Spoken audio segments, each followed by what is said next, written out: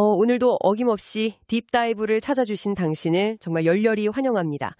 우리가 매일같이 쏟아지는 엄청난 양의 정보나 텍스트 속에서 가끔 길을 잃곤 하잖아요. 그렇죠. 정보의 홍수라는 말이 부족할 정도니까요. 맞아요. 그래서 이 시간이 존재하는 겁니다. 저희가 당신을 대신해서 그 산더미 같은 자료들을 미리 꼼꼼히 읽고 그 안에서 가장 흥미로운 지식의 조각들을 찾아서 연결해드리는 거죠. 네, 오늘 우리가 아주 깊게 해체해볼 자료가 바로 오늘 날짜의 기록이죠. 정확합니다.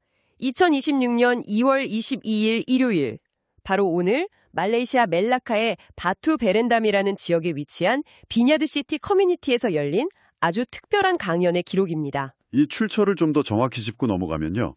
강신용 선교사라는 화자가 인도와 말레이시아를 순회하면서 진행 중인 제6차 말레이시아 순회 선교의 8번째 복음 집회 스크립트입니다. 네, 강연 제목이 무려 창소주 하나님, 우리 왕 예수 그리스도입니다. 제목만 들어도 종교적인 색채가 굉장히 강렬한 텍스트라는 걸 알 수 있죠. 확실히 무게감이 있는 주제이긴 합니다. 그래서 본격적인 분석에 들어가기에 앞서서 지금 이 방송을 듣고 계신 당신에게 오늘 우리의 미션을 아주 명확하게 설정해드리고 싶어요. 아주 중요한 부분이죠. 오해가 없어야 하니까요. 네, 오늘 저희의 목적은 어떤 특정 종교의 교리를 옹호하거나 그 믿음을 당신에게 강요하려는 게 절대 아닙니다. 저희는 늘 그렇듯 철저히 객관적인 관찰자 입장을 유지할 겁니다. 맞습니다. 이 텍스트 원본이 도대체 어떤 철학적이고 영적인 메시지를 담고 있는지, 그리고 화자가 청중을 설득하기 위해 어떤 논리적 구조를 취하고 있는지 있는 그대로 해체해서 보여드리는 게 오늘의 미션입니다. 하나의 거대한 문학적 혹은 철학적 서사 구조로서 이 스크립트를 들여다보는 거죠. 네. 자, 그럼 이 부분을 한번 파헤쳐 보죠.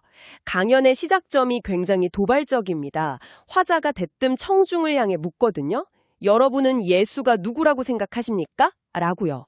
사실 그 질문은 아주 고전적이면서도 언제나 효과적인 수사학적 오프닝입니다. 청중의 선입견을 먼저 끄집어내는 거군요. 그렇죠. 사람들이 보통 가지고 있는 보편적인 이미지들을 화자가 먼저 나열합니다. 성탄절 구유에 누운 아기 예수, 십자가에 못 박힌 좋은 사람. 아니면 인류 역사에 큰 가르침을 남긴 위대한 도덕적 스승이나 훌륭한 역사적 인물 정도로 생각하죠. 기독교인이 아니더라도 누구나 고개를 끄덕일 수 있는 아주 안전한 인식들이잖아요. 그런데 흥미로운 건 화자가 그 안전하고 편안한 인식들을 꺼내놓자마자 아주 단호하게 흔들어버린다는 겁니다. 맞아요. 텍스트를 보면 단순히 훌륭한 인간이나 위대한 선지자라는 틀에 갇히는 걸 완전히 거부합니다. 아예 인류의 역사라는 타임라인 자체를 벗어나 버리죠. 세상이 만들어지기 전부터 존재한 창조주, 하나님이라는 엄청난 스케일의 주장을 던지는 겁니다. 이 지점이 왜 중요할까요? 단순히 훌륭한 성인으로 접근하는 것과 만물을 창조한 완전한 신으로 접근하는 건 텍스트를 읽는 방식 자체를 완전히 뒤바꿔 놓거든요. 완전히 다르죠. 보통 우리가 역사적 인물을 볼 때는 그 사람이 남긴 윤리적인 교훈에 주목하잖아요. 나도 저렇게 바르게 살아야겠다 하는 식으로요. 부처나 공자, 소크라테스를 대하는 방식처럼요. 네. 하지만 이 텍스트는 대상을 그런 역사적 위인전 카테고리에서 강제로 끄집어냅니다. 그리고 우주적 지원의 위치로 격상시켜버리는 거예요. 기원전과 기원후를 나누는 인간의 시간 개념을 넘어서 물리적인 우주가 시작되기도 전부터 존재했던 절대자라고 못을 박는 거네요. 결국 역사책이 아니라 우주의 기원을 다루는 거대한 형이상학적 철학서를 펼치라는 요구인 셈입니다. 여기서 정말 흥미로워지는 부분이 등장합니다. 이 창조주라는 개념을 증명하기 위해 요한복음 1장 1절을 가져오거든요. 태초에 말씀이 계시니라. 종교가 없는 분들도 문학작품에서 한 번쯤은 들어보셨을 아주 유명한 구절이죠. 네, 텍스트는 이 구절을 창세기 1장의 천지창조 이야기와 곧바로 연결짓습니다. 도대체 여기서 말하는 이 말씀, 영어로 더 월드라고 하는 게 이게 어떤 의미를 가졌길래 천지창조와 연결되는 건지 정말 호기심이 생기더라고요. 그 비밀을 풀려면 말씀의 원어인 그리스어 로고스라는 개념을 살펴봐야 합니다. 고대 철학에서 많이 등장하는 단어잖아요. 맞습니다. 고대 그리스 철학에서 로고스는 우주를 관통하는 보편적인 이성이나 질서, 만물의 근원을 뜻하는 아주 무거운 개념이었어요. 화자가 그 철학적 로고스의 개념을 성경 텍스트와 결합시킨 거군요. 게다가 자료를 보면 태초라는 단어의 해석도 굉장히 깊이가 있습니다. 우리가 흔히 생각하는 물리적인 시간의 시작점, 그러니까 시계가 째깍하고 가기 시작한 빅뱅의 순간을 말하는 게 아닙니다. 그럼 세상이 시작된 시점이 아니라는 건가요? 네, 세상이 창조되기 이전, 시간이라는 물리적 개념조차 없었던 영원의 시간을 뜻한다는 설명이죠. 공간도 시간도 없는 영원의 차원에 우주의 질서이자 근원인 말씀이 홀로 존재했다. 그리고 그 말씀이 세상을 창조했다는 논리네요. 화자는 이 논리를 골로새서 1장 9절을 인용해 더 확장합니다. 이 말씀이 곧 보이지 않는 하나님의 형상이며 만물의 창조주라는 거죠. 창조의 스케일도 눈에 보이는 하늘과 땅에 국한되지 않더라고요. 보이는 것들과 보이지 않는 것들, 왕권들이나 권세들까지 전부 다 창조했다고 나옵니다. 인간 사회의 눈에 보이지 않는 권력 구조나 영적인 질서 체계까지 모두 이 말씀을 통해 창조되었다는 거대한 세계관을 보여주는 겁니다. 우주를 창조한 그 거대한 로고스가 바로 예수 그리스도라는 건데, 저는 이 논리가 전개되면서 등장하는 요한복음 1장 16절 9절이 문학적으로 정말 인상 깊었습니다. 세상은 그로 말미암아 지어졌지만 세상은 그를 알지 못했다. 창조주와 피조물 사이의 단절을 보여주는 굉장히 서늘한 문장이죠. 당신도 한번 상상해 보세요. 소설가가 자기가 다 창조해낸 소설 속 세상으로 걸어 들어갔는데 자기가 만든 캐릭터들이 자기를 전혀 못 알아보고 무시하는 상황이잖아요.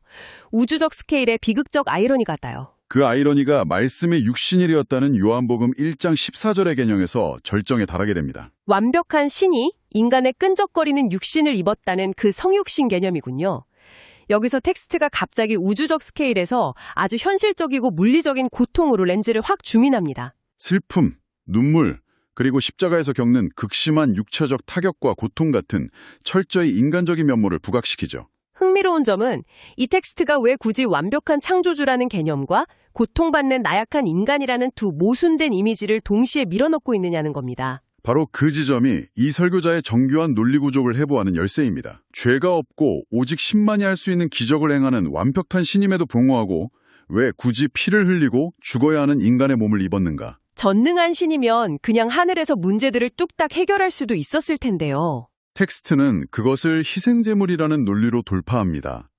인간의 죄를 씻기 위해서는 흠이 없는 완벽한 제물이 필요했고 피조물 중에는 그런 존재가 없으니 창조주가 직접 나설 수밖에 없었다는 거죠. 신이니까 죄가 없어서 자격은 완벽한데 신은 죽을 수 없으니까 제물이 되기 위해 반드시 육신이 필요했다는 거군요. 맞습니다.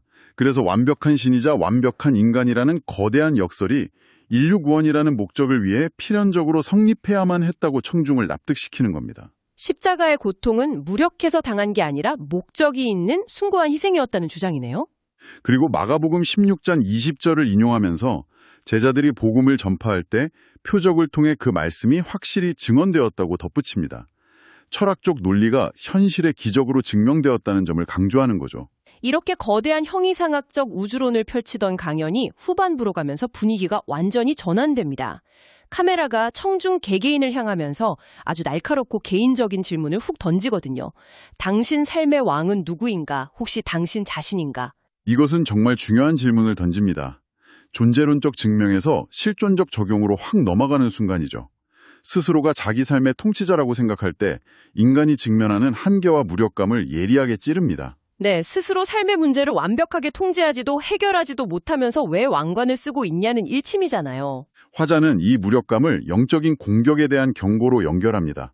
사탄을 누구를 삼킬까 찾는 우는 사자에 비유하죠. 내가 왕이 되어 모든 걸 통제하려 할 때 오히려 가장 취약해진다는 뜻입니다. 마치 맹수들이 우글거리는 숲속에서 혼자 내 집은 내가 지키겠다며 현관문을 다 열어놓고 서 있는 것 같은 무방비 상태라는 거군요. 그래서 강연의 결론적인 메시지는 단순하고 강력합니다. 예수를 진정한 왕으로 받아들이고 그 통치권을 넘기라는 겁니다. 통제권에 넘길 때 오히려 문제로부터의 자유, 질병의 치유, 완벽한 보호를 얻을 수 있다는 거네요. 철저한 자기 비움의 메시지입니다. 그런데 여기서 중요한 건 이 집회가 단순히 말이나 내면의 평화에서 끝나는 게 아니라는 점입니다. 네, 자료를 보면 모인 후원금을 한국시티은행 계좌를 통해 인도와 말레이시아의 미자립 교회와 목회자를 돕는 데 사용한다는 내용이 명시되어 있죠. 영적인 주권을 교체한 결과가 현실적인 이타주의와 나눔의 실천으로 이어지는 아주 입체적이고 실제적인 목적을 가진 집회라는 걸 보여줍니다. 네, 오늘 우리는 말레이시아 6차 순회 선교 집회 자료를 통해서 단순히 한 종교의 임무를 넘어서 우주의 기원인, 말씀의 철학과 신과 인간의 역설, 그리고 삶의 주도권에 대한 체계적인 논증을 깊이 있게 살펴봤습니다. 철학에서 시작해 삶의 실천으로 끝나는 거대한 궤적을 엿볼 수 있었죠. 이쯤에서 오늘 방송을 듣고 계신 당신에게 깊은 여운에 남길 만한 도발적인 생각 하나를 던지며 마무리해볼까 합니다. 현대사회는 끊임없이 우리에게 속삭입니다. 내 삶의 완전한 통제권은 나에게 있다. 네가 네 삶의 완벽한 통치자가 되어야 한다고 말이죠. 사실 모두가 그렇게 믿고 살아가도록 교육받고 강요받는 시대니까요. 하지만 오늘 텍스트가 던진 그 서늘한 질문을 종교적인 맥락 밖으로 가져와 보더라도 말입니다. 가끔은 내가 내 삶의 모든 것을 통제해야 한다는 그 무거운 왕관에 내려놓고 나보다 더 거대하고 절대적인 무언가에 혹은 삶의 도도한 흐름 그 자체의 통제권에 넘기는 것이 역설적으로 우리에게 가장 큰 자유와 평안을 주는 것은 아닐까요? 스스로를 올가매는 통제의 끈을 놓을 때 비로소 진정한 자유를 경험할 수 있다는 건 꽤 깊이 생각해 볼 만한 주제입니다. 당신의 삶의 통제권은 지금 누구의 손에 쥐어져 있습니까? 그리고 그 소나귀는 당신을 자유롭게 합니까? 아니면 숨막히게 올가매고 있습니까? 이 화두를 당신의 일상 속에서 천천히 곱씹어 보시길 바라면서 오늘의 딥다이브를 마치겠습니다. 함께 해주셔서 감사합니다.